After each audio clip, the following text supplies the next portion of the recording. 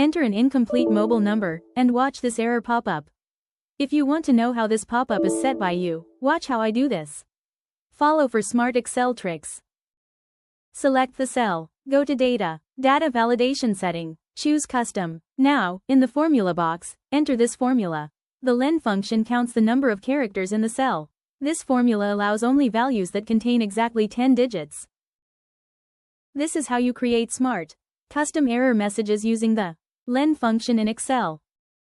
Now, switch to the Error Alert tab.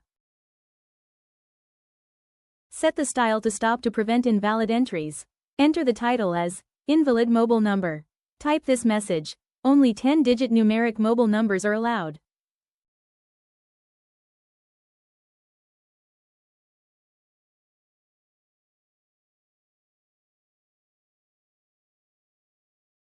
Now, if someone enters an incomplete or extra-digit mobile number, Excel blocks it instantly. This is how you create smart, custom error messages using the len function in Excel.